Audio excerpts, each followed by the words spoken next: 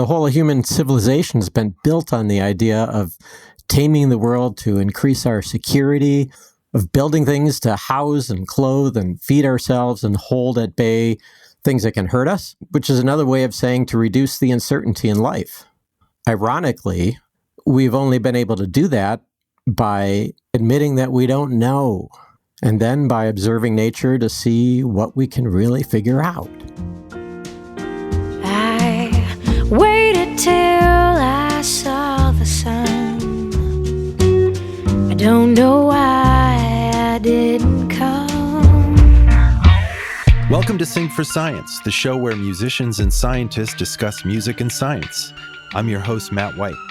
Each week, we'll talk about a song by our guest artist and how it connects with our guest scientist's area of expertise. This week, we'll be talking with Norah Jones about her 2002 hit, Don't Know Why, from the Grammy-winning album Come Away With Me. And joining us from the world of science is journalist Shawn Otto, author of the 2016 book, The War on Science, Who's Waging It, Why It Matters, and What We Can Do About It.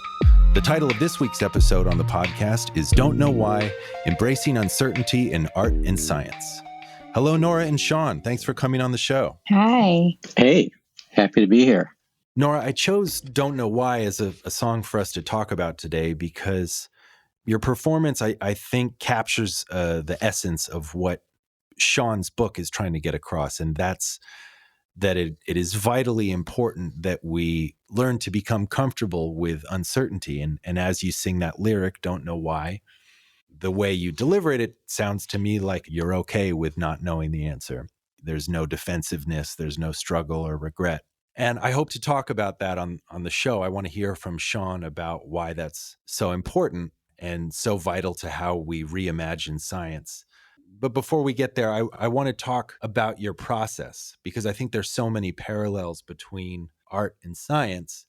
I want to hear about your process in the studio, your process songwriting. So this song in particular, you recorded in one take. Is that the case? It is, yeah. A good friend of mine named Jesse Harris wrote the song, actually. I did not write the song.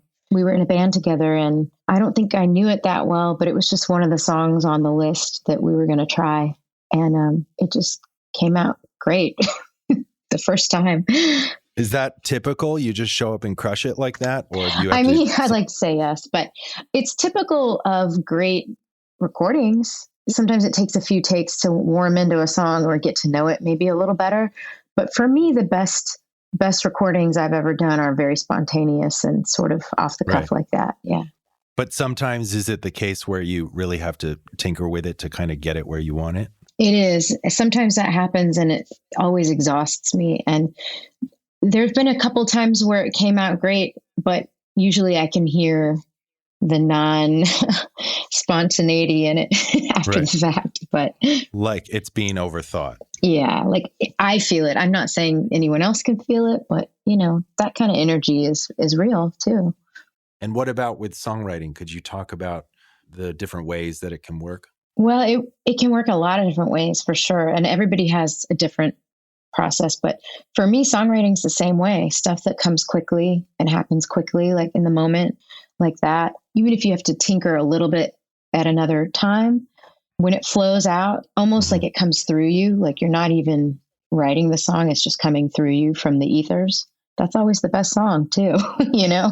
Go figure. I read that Joni Mitchell said something like, in order to work as a songwriter, it's been very important to her to remain fascinated by the process and maintain a curiosity about it. And I found that to be very encouraging that someone like Joni Mitchell, it was such a master songwriter that she continued to be eluded by the process itself, that it was mystifying and there was a mystery to it. And as you said, that there's an ether that you draw from. And I think that's really cool that there's perhaps a collective source that you draw from when you make anything in this life. Yeah, I do too. I think that is cool. I mean, I know songwriters who sit down every day and go fishing, so they say, for songs. And they don't always expect to write a song a day, but you just kind of do a little every day. And then every once in a while, the lightning will come through.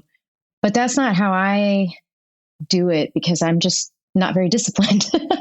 But I am very curious. I mean, I don't think about songwriting all the time, but I do have little lines in my head in my notes section, my phone. I used to keep a notebook. And when I have time to sit down and do it, yeah, you got to like follow it to the end. I mean, each song has its own little path, I guess, but sometimes I start with a line and a melody at once. And then once I have that in my head, I can't unmarry the line from the melody usually, even if it's a lyric I don't love. It somehow just sticks to the melody. And because it's heartfelt from the beginning, it almost doesn't matter if it's maybe the most poetic lyric, if that makes sense, because it's coming right through your gut and it kind of works. But every song's different. Some start as poems and you add music later. But usually my process is to just kind of let the lightning strike and then try to capture it, and then work on it from there, but try to capture the lightning first. The worst is if you have an idea and you forget to record it or write it down and then you kind of forget it. Then there's that story of Keith Richards writing Satisfaction, right? Right. If he hadn't recorded it, he would have forgot it. But then I've heard other people say, well, it's worth remembering. You will remember it. So I don't know. When I first heard that story about Keith Richards, I couldn't help but try and imagine him in a hotel room in the 1960s with a 1960s size tape recorder. I mean, that thing had to be half the size of the bed. I know. Like he carried it around with him. What, did he have a carrying case? Did he have a tape recorder tech? Yeah. So Shawn, as a journalist and someone who has 2 feet planted in the world of science, what's your take on what we've been talking about?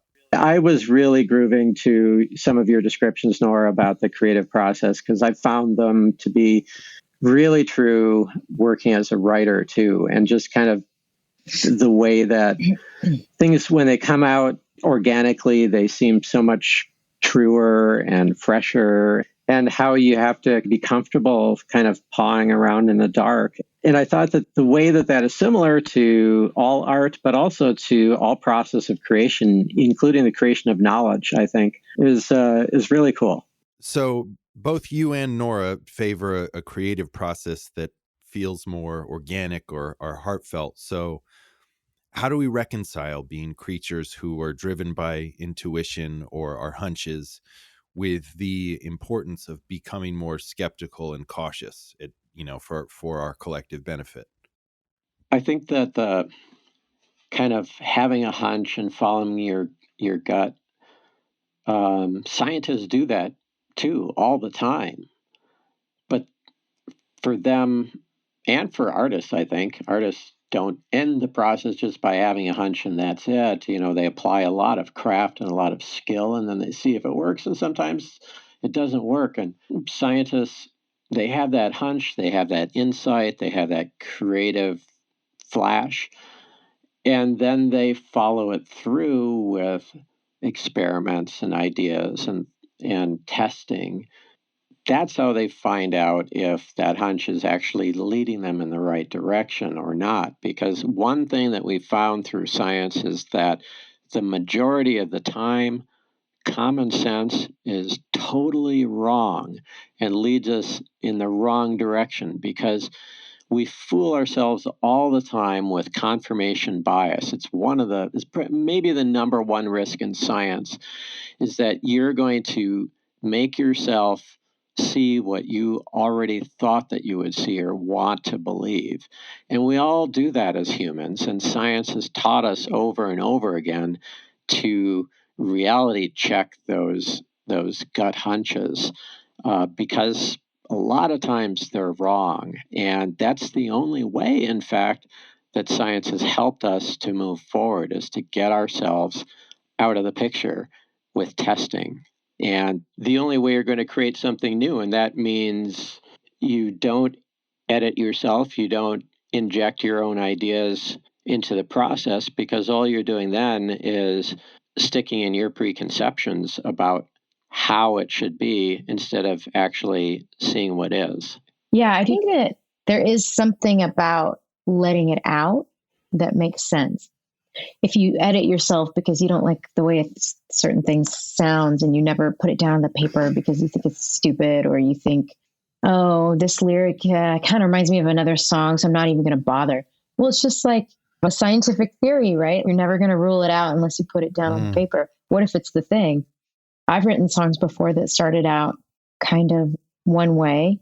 Maybe I didn't love them yet. Maybe they sounded a little bit too much like another song, but you have to see it through to the end. And then you realize you're in a completely different place. If you don't see things through and you don't follow the little path where it goes, you're not going to find out if you have a copycat song or if you have a brand new entity. So have you ever gotten to the end and you just kind of followed this path and you have this kind of jangled heap of different stuff and you didn't know where it was going and you still don't really know, but you get to the end and then you figure out how to put it all together? Yeah, I mean, usually that's the goal, but I think, sometimes you get to the end and you think, that's cool, but I don't really love it. But usually I feel like if you follow your heart, I mean, it sounds cheesy, but if you follow your heart the whole way through, and yes, you use your brain a lot, but you also keep it sort of centered in your heart and your guts, then when you get to the end, whatever kind of weird little thing it ends up being, it's special because you followed it there with the truest of intentions. I'm always just trying to find something and I don't always know what it's going to be. Yeah. And Shawn, could you talk more about what you'd mentioned earlier about creativity as it concerns the creation of knowledge? Creating knowledge is very much like creating art or any other creative pursuit. To a really great degree, you're fumbling around in the dark when you work as a scientist or an artist, feeling your way into something, and you don't know if your effort will be fruitful or not. Very much like artists, scientists work and work to learn and sharpen their craft, and they work to get comfortable with the unknown because they're in a daily relationship with it. And embracing not knowing is really the only way you're ever going to find something new. Thomas Jefferson was a scientist and a lawyer, like Francis Bacon. And he put a lot of thought into the role of evidence in science and democracy. His three greatest heroes were scientists. And he wrote to a friend in the 1880s, and he said, wherever the people are well informed, they can be trusted with their own government. And that's a really important notion that's gotten more important since then, because in a day and an age dominated by complex advanced science and technology, that means that in order to be able to govern ourselves using democracy, it's incumbent on each of us to embrace and support public education and embrace and support fact-based, evidence-based journalism and to oppose their alternatives, because an educated public is the only hope we have of retaining a free public. I mean, that's one of the big takeaways for me from your book. You point out early on that the trouble with the way our legislature works is that some huge percentage of our government is made up of attorneys, trial lawyers who are trained to argue to win rather than look at all the data and try and arrive at a conclusion from that. It's the reverse. And so that's why whoever's loudest and talks the most usually wins. That's terrifying. Yeah, it's pretty bad. Yeah, and it's or whoever is the most passionately convincing. Yeah. And that just comes down to the different ways that scientists and lawyers kind of approach questions of fact. Part of it is this thing that you're talking about, is this embrace of uncertainty. Because the scientist, in order to be successful, they have to be both conservative in that they have to account for and explain all the known information about something that they're experimenting on in a paper that they write on it. Or they could be shot down and embarrassed, and it could cut their career short. But they also have to be totally open to what's new, what's the cutting edge. And in order to do that, they have to say, all right, I'm going to put this out there. This is what I think, what appears to be happening. But here are the places where our research wasn't able to answer anything. And here are the possible ways that this could be disproved. And then they publish it and they leave it open to anyone in the world who wants to come along and try and knock it down. And a theory in science is only as strong as its falsifiability, as its willingness to be uncertain about its conclusions and allow anyone, all comers, to come and try and rip it apart. And if nobody can, then we have a pretty high degree of certainty that it's true.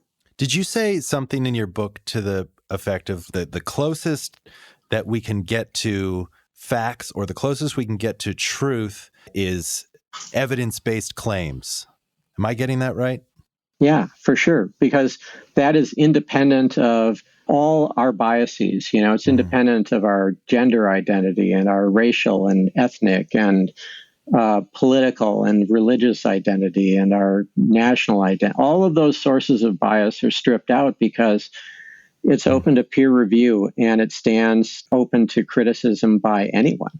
And if it can still hold up, then we have a pretty high degree of confidence that this is objective knowledge. It's not reliant on our subjective opinions. I mean, that one of the things that I found very moving was a quote from Walter Mondale that was on your book jacket, and it says, he says, "Evidence from science is one of the world's great equalizers because it forms an objective basis for public policy. This book illustrates how central that notion is to forming of modern democracy and how current attacks on science endanger our freedom. Policymakers and voters everywhere would do well to read The War on Science." How's that for a plug? That's pretty great. Yeah, it's a great plug. And it's so true. I mean, as we all see today, unfortunately, in this crisis, COVID crisis that we're dealing with, where we have political leaders who are really dismissive of and have been dismissive of the evidence. And ironically, here's the United States, who's the most scientifically and technologically advanced country in the world and stood to have the best outcome facing this crisis, and we're facing the worst outcome. And it's because we didn't base policy decisions on the evidence. How do you think it could have gone differently? Oh, well, epidemiologists, scientists, public health experts that were really focusing on these issues knew about this emerging infectious disease in China in late December. And the administration was aware of this and dismissed it. So if the president and his top advisors had listened to what their scientists were telling them and acted on it promptly, we could have avoided, not all of it for sure, but we could have certainly moved quickly to secure the medical supplies we need. We could have worked on making sure that we had the reagents we need in order to have enough testing early enough. There are a lot of preparatory steps that we could have taken to respond to it, but we also didn't have the infrastructure there because the president had gotten rid of several different public health advisors and left half of the science advisors in this administration unfilled. So all of the heads of science agencies, there are about 80 appointments, and only half of them have been filled under the Trump administration, whereas, the Bush administration or the Obama administration had filled all of them within a few months of taking office. Do you have hope that we'll be transformed by this experience in a way that people will look at science differently, or people will take expertise more seriously, or give it more weight than a politician that speaks with a lot of bluster and bravado that everything's going to be okay? I do. All you have to do really is look back at history and where we've been. And, whenever there's a big challenge, leaders of democracies often go authoritarian.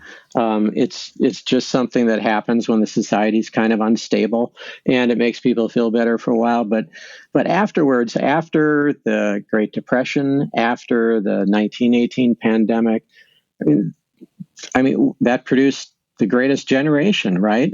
People that were really committed to each other and were committed to facts and to the power of science and evidence and to collective action to solve problems. And they did it through recognizing that if science suggests that we ought to do something in a certain way, and if there is a collective cause to a problem, maybe government's not always so bad, and maybe government is the best solution to a collective problem. So I'm feeling actually really hopeful, because ultimately you can be sure of one thing, is that nature wins.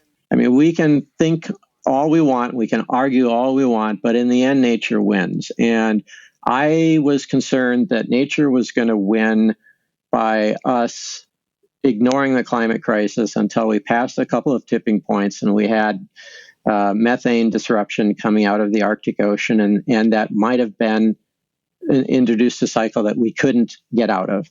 This is giving us a window. First of all, it's giving us a window and reduce emissions, but also it's giving us a chance to take a step back, to revalue what we care about in life, and to think about science as a force that we exercise love with, and not as some enemy that we can disparage. So, correct me if I'm wrong, but in what you just said, the way you framed it, the 1918 pandemic, that naturally led to our having a New Deal and a stronger government and a stronger faith in observable evidence. Is that the case? Not directly, because, obviously we had to go through, another 15 years before we really got to the depths of the Great Depression. But that said, 1918, I think, or 1917, I mean, you can put that time frame, you can pin the end of the Gilded Age to pretty much that event and the beginning of a change in public perception towards a more cooperative way of thinking about America. I want that. Me too. Yeah, for sure. So then when did it start to fall apart? Like when did the war on science begin? Really began in 1979, 1980, with Ronald Reagan talking about how government isn't the solution, government's the problem, and beginning to chip away, because he had an anti-regulatory agenda, and because the public had a lot of confidence in science. The only way to really advance an anti-regulatory agenda is to begin to chip away at that confidence in science. And that started a trend. I mean, the trend had really begun earlier. It began with probably, well, it began even in in the 1920s with the tax of the lead companies on science that was showing that lead was bad for your health, and this growth of what was called industry defense PR, which went through then with Rachel Carson and her publication of Silent Spring and all the stuff about DDT and other chemicals that we'd commercialized after World War II. And these techniques, PR techniques, were developed to kind of vilify and discredit her and her science. But that science birthed the environmental movement. And so there's this battle that was really shaping up, that it went through public health then, and smoking, and it moved from there then into climate change and climate denial. I know. Yeah, I remember there was like a substantial chunk of your book that talks about the spin they put on climate change, how I think it was in the late 70s, Exxon discovered that climate change was a very real thing. And I think they were kind of getting out in front of it for a minute, if I'm not mistaken. But then that was quickly turned around and a very well-funded PR campaign began. And, we all know where we're at now with that. Yeah, they were. It's actually a pretty interesting story about how it happened. Like you said, Exxon was like many of the oil companies. They saw this coming. It was pretty clear throughout the 1980s, and a very nonpartisan issue. And then during the Clinton presidency in the 90s, this partisanship really became kind of more of the de rigueur. And when the Kyoto Protocol started being talked about, which was supposed to be ratified in the late 90s, that's when Exxon looked around, and they were in this war with Saudi Arabia. Saudi Arabia had seen its oil production shrink and shrink and shrink as Exxon and other northern oil companies were building all these expensive offshore oil rigs. And Saudi Arabia was losing money. They're running at a deficit, and they decided that they were going to, much like what we saw just recently between Saudi Arabia and Russia, they decided that they were going to get into a price war, and they were going to drive the price down by overproducing oil and making it so cheap that Exxon and the other northern companies with this expensive production would be driven out of business, or at least be badly hurt. And that's what they did. And so Exxon, in the face of this, scaled back a lot of their heavy investment in science, and they really shifted their focus from funding good science about that, and from saying, yes, we know climate change is happening, but we're working to get ahead of it, to creating what was called the global, they worked with the API, the American Petroleum Institute, to hire all these PR experts to create this global climate science communications plan. And the whole thing, if you read it, it was an amazing document. It was all about emphasizing the uncertainty in science and portraying uncertainty as if it were too risky. Then if we're not certain, if we're not sure about this, we can't risk the economy on this idea. And pretty much every notion that they came up with in that plan has been followed to a T since then. And it was very, very successful. Clearly. One of the things that I was hoping to give you a platform to talk about is not just how we got here, where science is so inaccessible to so many people, but also what we can do about it. And I think for me, in around 2016, as this topic of the war on science started to emerge, like it, at least in my, just in my feed, as it were, I was familiar with climate change denial, but I realized that science was something that was very polarizing and was seen as authoritarian to many people. I'd heard educators talking about like the problem of trying to teach by authority. Like, I know this because I've studied it for so many years and you don't, so you're going to listen. Now, one of the things that I got from your book was that science is not this body of facts that we either sign off on wholesale or reject altogether. It's a process. And actually, and I was like, oh, that's right, the scientific method. And I'm not sure I can. Norah, do you remember the scientific method? I don't. No, there was an acronym. I remember that phrase. Shawn, you want to throw us a rope here? Oh boy, I don't think I can tell you what acronym you might have been taught. Yeah, I feel dumb now. I don't know. I'm ill prepared. There was something about experimenting. There was a hypothesis, not in that order. Oh yeah, okay, I remember right? this. And then there is a conclusion somewhere at the end. So I can talk to you about what it is. I don't know the acronym that you're referring to, but. And a lot of people approach the scientific method slightly differently. There's no one method, but it's kind of a collection of strategies that have proven effective in answering questions about what's going on in nature and how things really work, as opposed to how they might appear to work to our quote unquote common sense, which is usually the least common and the least sensical. So one is start asking a question. How do plants grow? Or, how do viruses work? And just really, embracing that spirit of non-defensive, I don't know why, that, Norah sings so well in her song.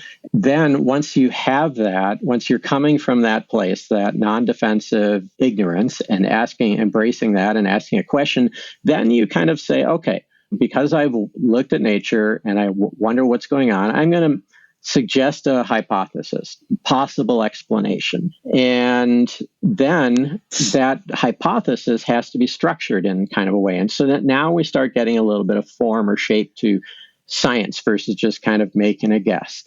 And what it is a hypothesis has to make kind of a risky prediction. And that if it's true, it might confirm our guess or our conclusion. But if it's false, it will show that we are totally wrong. It'll destroy our prediction.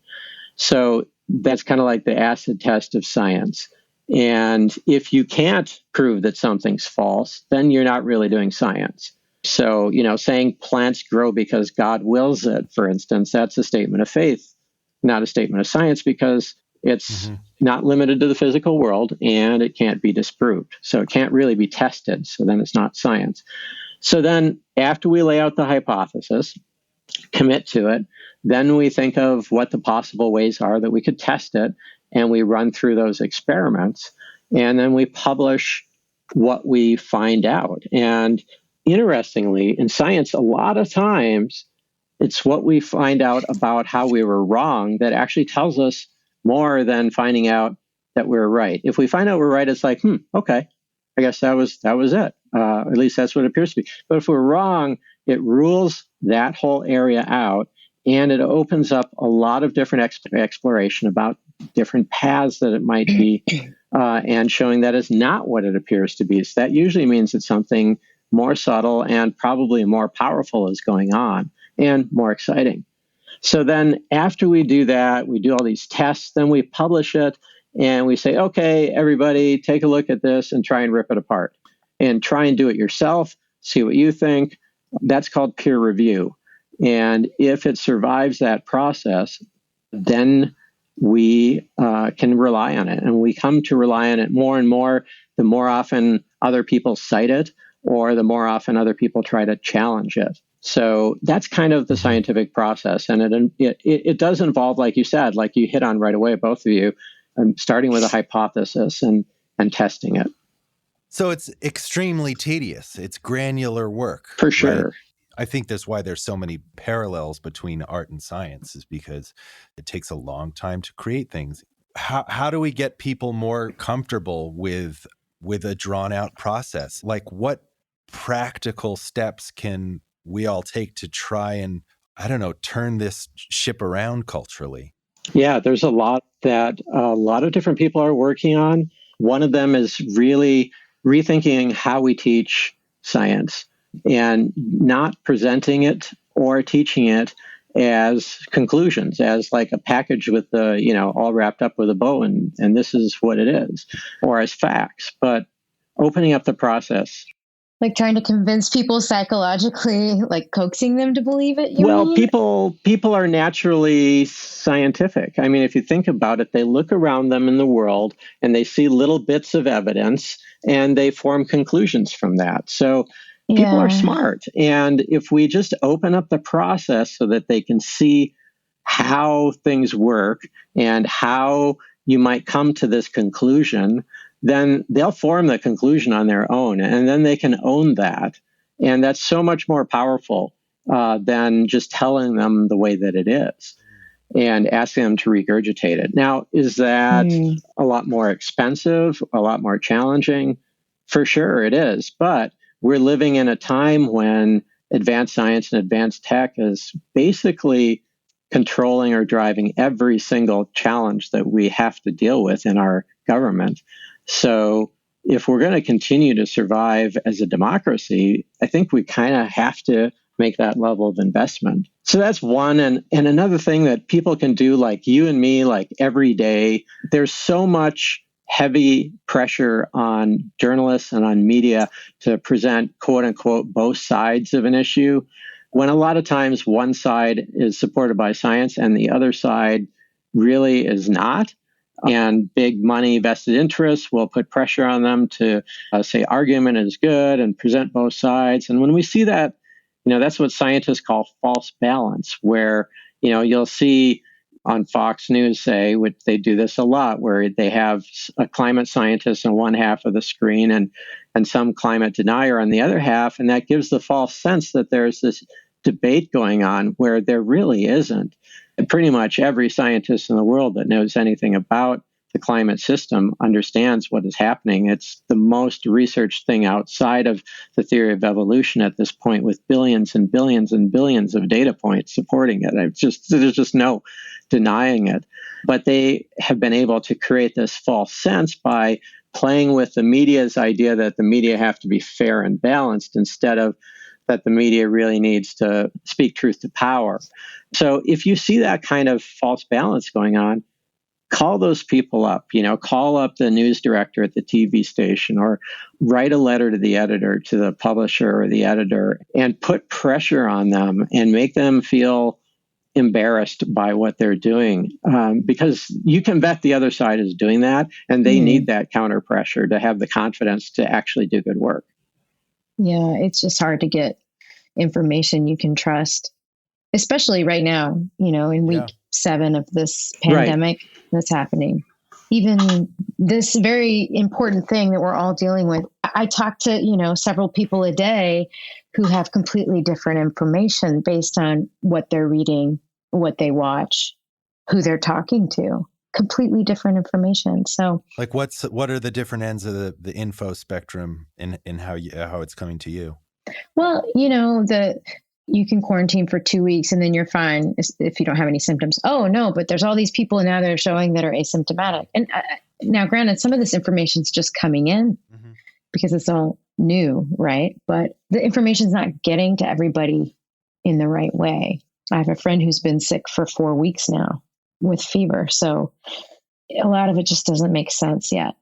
Doesn't seem like people are hearing all the same things, Yeah, no doubt. I mean, I was listening to Jane Goodall was on the Tim Ferriss podcast the other week, and because she works tirelessly. She's well into her 80s and she travels like 300 days a year, and she does it so that she can reach people directly. And she's learned not to be very combative, I think, because she's often meeting with heads of states and politicians and lobbying them for her various causes. And she's found that change has to come from within. So you don't get someone to change their way of thinking by raising your voice or telling them they're wrong, because then they're just going to shut down. So I'd like to hear from you. What are some ways that you can practically engage with someone who doesn't agree with you on something for which there is a tremendous amount of evidence? I have in North Brooklyn, I overheard a couple of my neighbors. They were bitching about how, Obama just bought a shoreline property on Martha's Vineyard. If climate change is that big a deal, why is he buying shoreline property and the rest of us have got to live by these different standards? Like, these are people that I like and I engage with them otherwise. I mean, how, if I were to engage with someone with whom I do not agree, and there's what is it, like 9 out of 10 scientists can all agree that climate change is a very imminent threat, because it's worth it to have these uncomfortable conversations. But what do? Yeah, it's actually at this point well over 99% of people who are practicing or publishing in any way related to any of the many, many fields that have to do with our natural ecosystems that understand what's happening. But what you do, to answer your question, the best thing is to take a couple of tools from couples therapy. The first thing to do is to know where you stand and understand where you stand. And one of the best places to go for that is a website called skepticalscience.org. What that has is it lists all the most common denial arguments around climate change. And then next to those denial arguments, it gives you the actual science in really kind of soundbite form, but it's all linked to primary sources, so you can actually find out the real information if you want to. So understand what the common things are that people say and where you feel about that. And then when you go into a conversation with your crazy Uncle Eddie or your nutty, Aunt Jane or whatever it is, we're not going to be having those Thanksgiving dinners. Maybe we will. Hopefully we will have one of those uncomfortable Thanksgiving dinners coming up.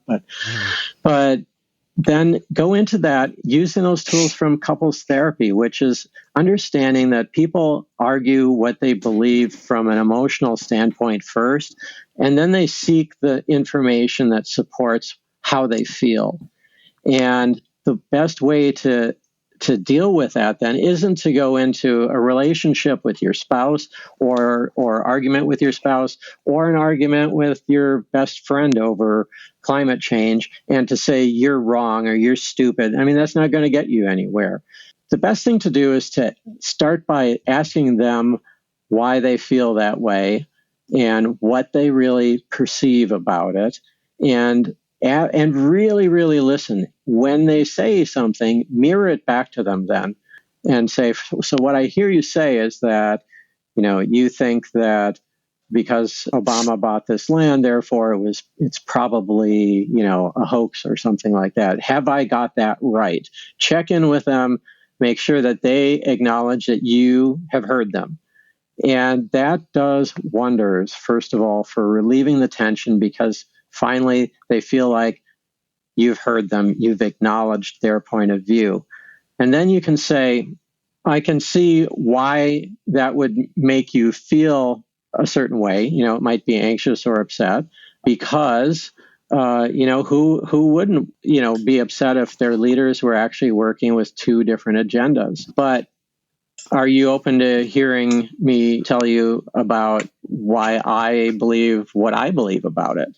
And because you've already taken the time to honestly, not manipulatively, but honestly listen with them, connect with them emotionally, hear them and respond, you've got kind of a transaction going here, emotional transaction. Most times they're going to be willing to listen to you too. And you can begin then to open up a dialogue. And I've done that successfully, even in public forums with deniers, engaging in a dialogue, not seeking to shame them or embarrass them, but engaging in a dialogue. And I've actually gotten them to move a little bit. And you're not going to get somebody to cave on their position all at once. But if you can get somebody to connect with you emotionally about this, they're going to think twice the next time they hear some BS, angry talking point that's just designed to rile them up. They're going to begin to be a little bit more skeptical about it because you'll have given them a reason to. That's helpful. It's a helpful way to argue. It's a great answer. No, it is. As you were explaining that halfway through, I was extremely cynical and I was thinking, yeah, but they're still going to think that I'm a pompous, patronizing member of the coastal elite. But towards the end there, I think the emphasis on emotional connection, and we're not talking about, sure, okay, I guess we are talking about manipulating someone, but but you could be talking about it to the other side as well. It's the same. It's just about how to get your point across. True. I don't think it's manipulative. Right. Yeah. I think it's just. I don't think it is either. I think it's emotional connection, and it's an exchange that needs to happen. So, I hear you that you think it's manipulative. Oh, you're so good, Norah. Did you get what I was doing? I was trying to do it. I know that was really good. Thank you. I feel heard. Well, very good. Well, this has been great, gang. I really appreciate you coming on for this. Thanks for having me. Thanks a lot. It's been really great. I really enjoyed talking with you. Be sure to keep an ear out for Norah's forthcoming album, Pick Me Up Off the Floor, due out June 12th on Blue Note Records. Keep an eye out for Shawn and check out his book, The War on Science. He continues to talk to audiences worldwide about the critical role of science in maintaining free societies and about how it is under threat and what we can do about it. Special thanks to Panoram for our music and to Chris Villapeg at Songloft for technical support. Sing for Science is co-produced by The Talk House. Please be sure to check out our other episodes and subscribe to the show. Thanks so much for listening.